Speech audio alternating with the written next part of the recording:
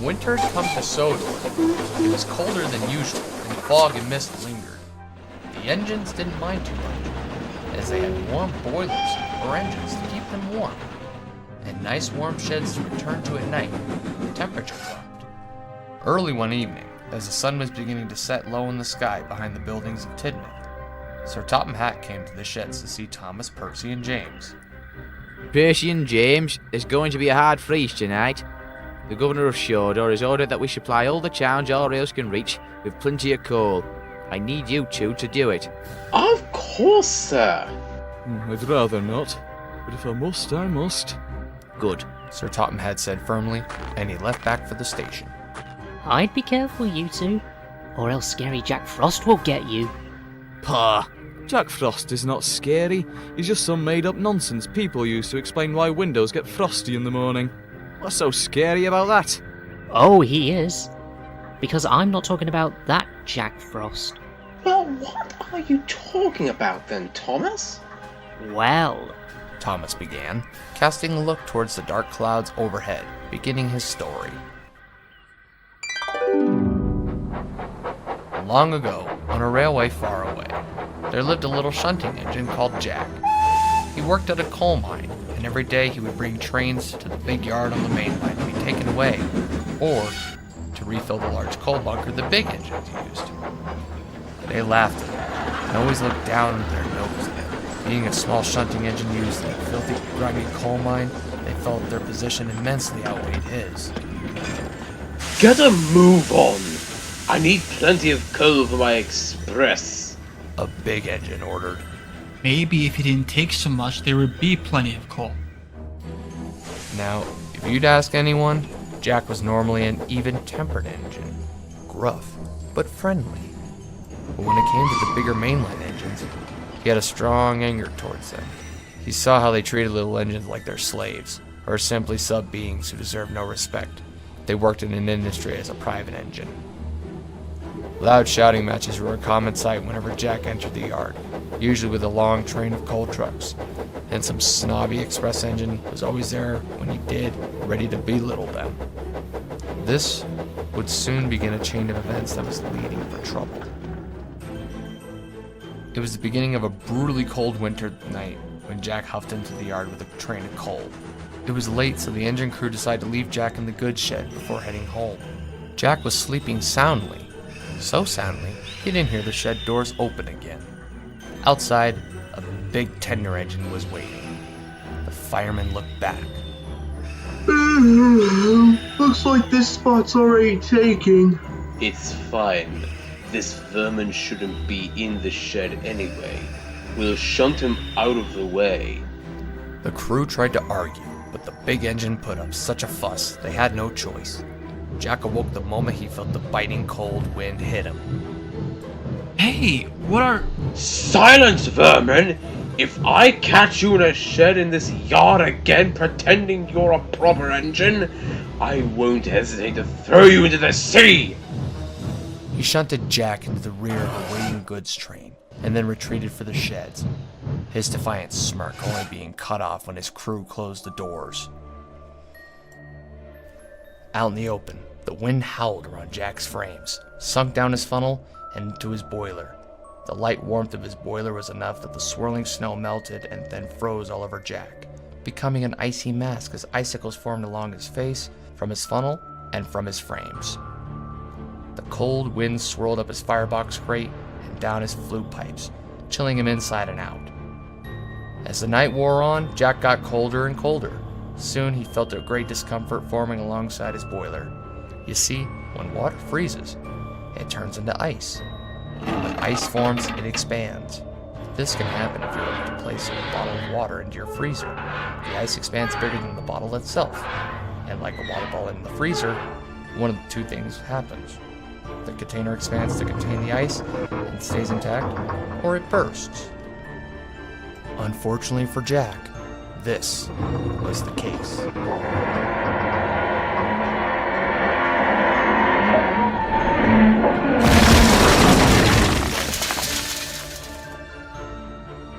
Morning dawned bitter and cold as the engine crews returned to the yard to find the state of their engine.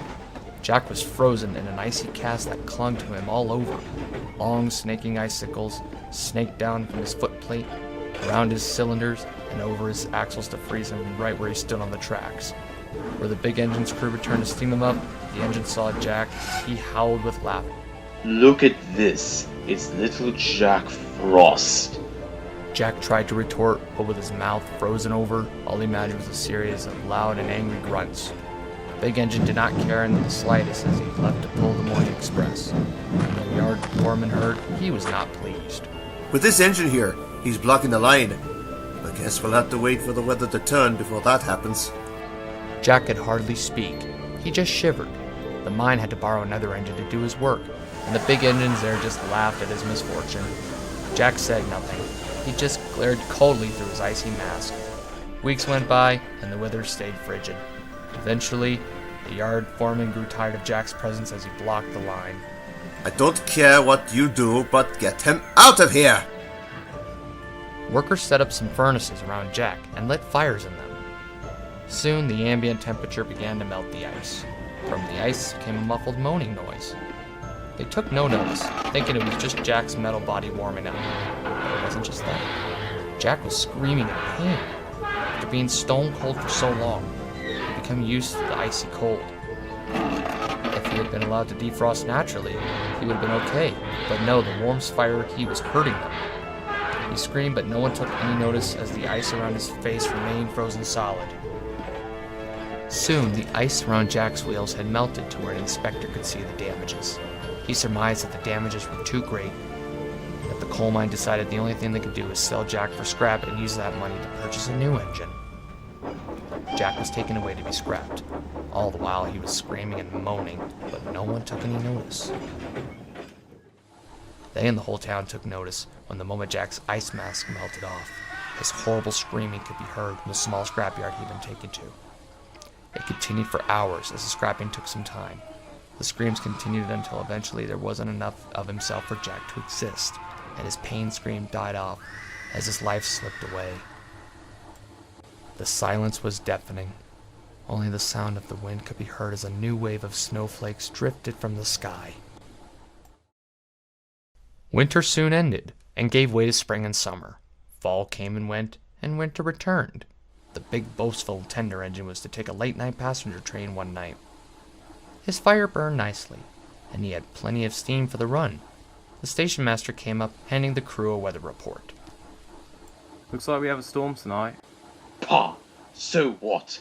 A little chill never bothered me. At that moment, a cold wind blew through the station. The passengers bundled their jackets a little closer, and the firemen shoveled an extra lump of coal into the firebox. But the big engine sniffed, staring out into the cold winter air defiantly. He wasn't going to be battered by a nippy little breeze. The guards soon blew their whistle, and the express set out. As the big express engine puffed away, a particularly dreadful cold chill ran along his boiler out of nowhere.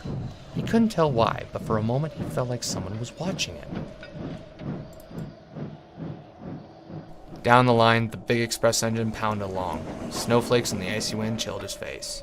His boiler was so warm, the snow would melt and gather where the temperature was cooler, like along his handrails and around the thin metal walls of his cab. But he still went on. The coaches swayed gently and following along smoothly. Around him, the wind swirled and whistled along, kicking snow from the drifts on the track and swirling them around. The big engine wasn't sure, but it sounded like the wind was laughing at him. I won't be beaten back by you. Come along, come along, come along!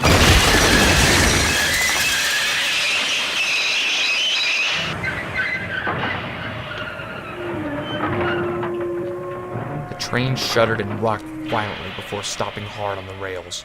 Passengers and luggage went flying about in the coaches. The guard tended to the passengers before leaving to see what was the matter. They found the crew stepping down from the cab, a lantern swinging in the gloom. What happened? What is the reason for the rough stop? We don't know. I think we hit a downdraft or something, because the fire suddenly got blown out of the firebox and... The driver said before he aimed the lantern at the engine himself, his eyes widening, as did the guards. The engine's boiler was bent and broken.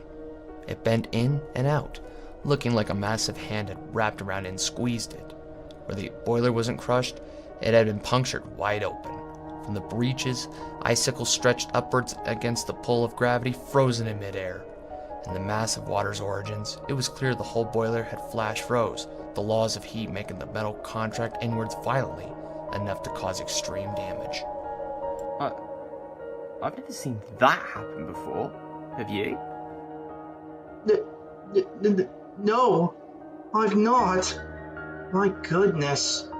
What's the status of the engine? Concerned, the crew began walking towards the front of the engine. It took a while as the driving wind blew violently, trying to knock them over. When they reached the front, the driver dropped the lantern to the ground in horror. The engine's face was literally frozen in terror. His mouth opened in an agonizing scream, his eyes bulged wide, and his nose turned black, while the rest of his face was dark, icy blue. His gaze stared out in front, looking ahead of him, staring out into nothing but the snowy, blizzardly gloom. Another engine eventually came to collect the passengers, taking them back to the last station.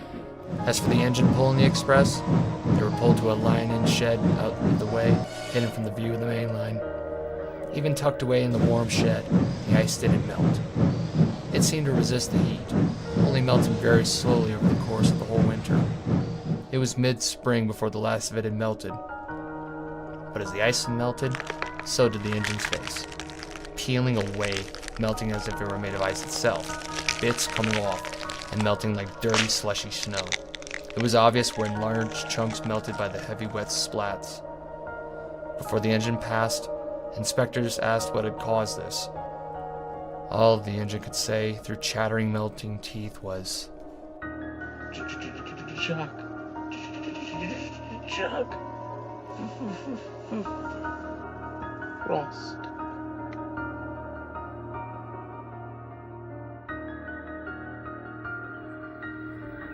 The big engine was soon scrapped, and many workers will tell you Scary Jack Frost still roams the rails during hard freezes, looking for engines not safely tucked away in their sheds to turn them into icicles, just like him.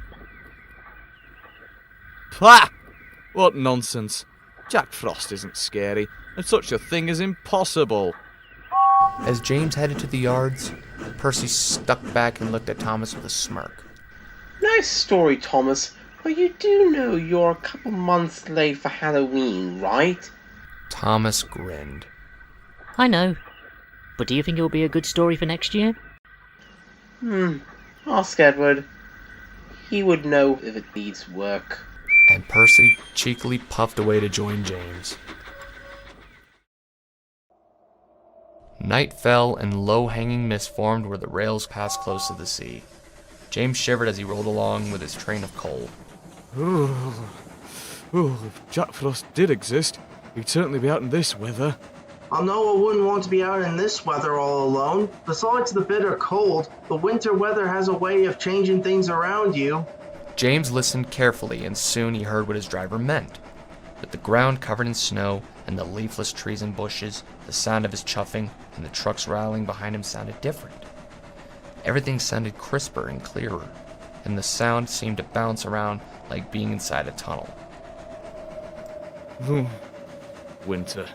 The only good thing about it is the holidays, and it's nothing but dark and cold.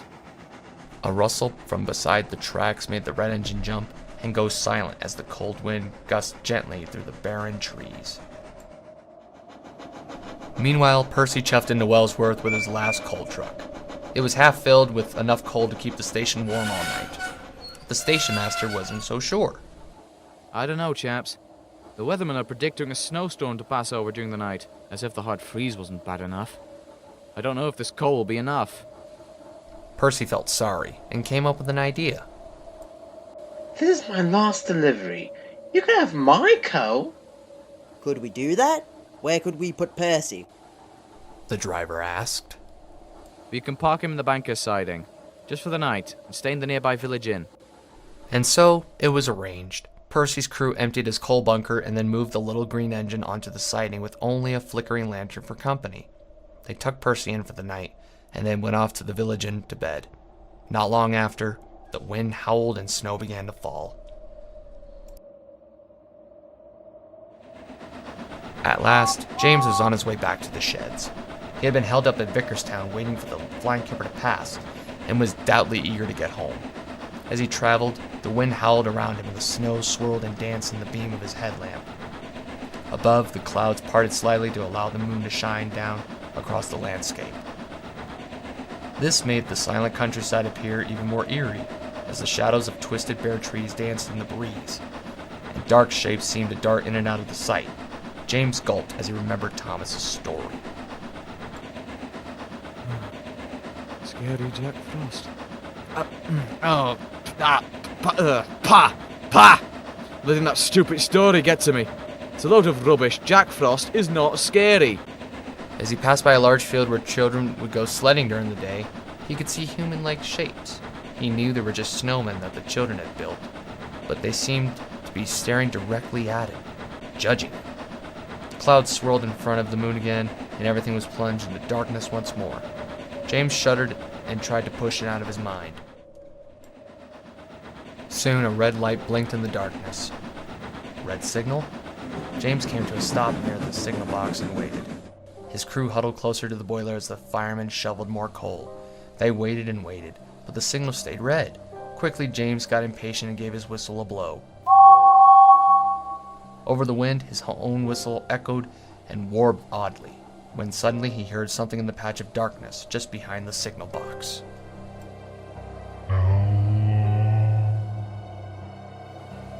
Huh? Who said that? No reply came. James huffed and cast his gaze back to the signal. Stupid things.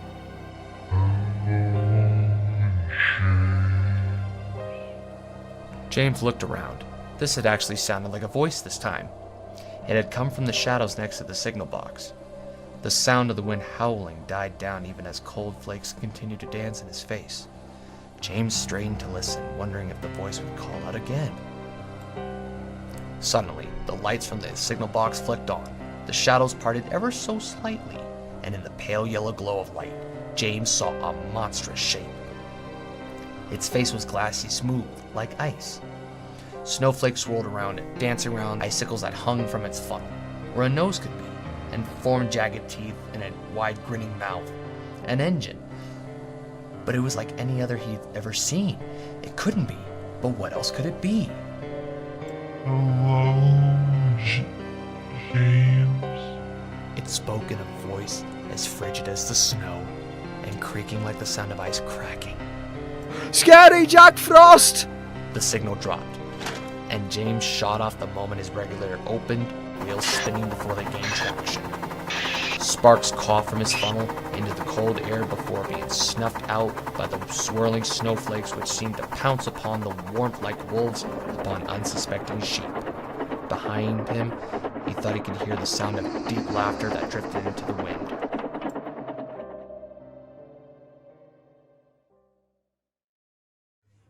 Oh my dear, it seems Jack Frost really got you. Percy stirred and opened his eyes, which felt heavy as lead. The sun was shining on the beautiful white snowy day as Elizabeth, the Fat Controller's old steam lorry, stood nearby as his crew pulled sacks of coal from her bed. He tried to speak, but his lips refused to move. That was when he noticed what had happened. His whole face was covered in ice and snow. His crew laughed. You look like a polar bear, Percy. Or a yeti. Percy just shivered. His crew quickly built up a fire, and quickly his icy mask melted away. With a cheerful whistle to Elizabeth, Percy steamed back to the sheds. When Percy arrived back, James was talking loudly to Thomas. But I did see Scary Jack Frost. He was all white, with a big spiky face with sharp teeth. Oh, James. I made that story up. Thomas laughed before chuffing away. But I really did see something. He even knows my name. Maybe you saw Percy. The weather got so cold he looked like an abominable snowman. James looked over and scowled at Percy. You little green caterpillar! You have nerve to pull a prank on me like that! Percy looked puzzled. I didn't sleep all night, James. I don't know what you're talking about. Oh, very cute. He's denying it after being caught out. Typical shunter. James, I slept the whole night away and woke up with the ice mask, unable to say a thing. But you did call out to me while I was at the signal, didn't you? Signal? If you had, James, I think you would have known if it was me. Wellsworth keeps their station lights on till late at night. Well, Wellsworth? But the signal stopped me at Marin, which was where you were, weren't you? Percy had no answer to give the Red Engine. He couldn't have been in two places, and James knew this. He went visibly pale and scuttled off to the cold chute in a rush. For the rest of the winter, some engines never let James forget about scary Jack Frost, though the Red Engine always insisted that he had seen something in the pale yellow light of the signal box, even if he found himself doubting himself. Had it been real, or had the big Red Engine simply imagined it? Whatever the case, the following winter, James always made sure to top off his tender with plenty of coal. He said it was for hard work, but I don't think that's the cold, hard truth. Don't you?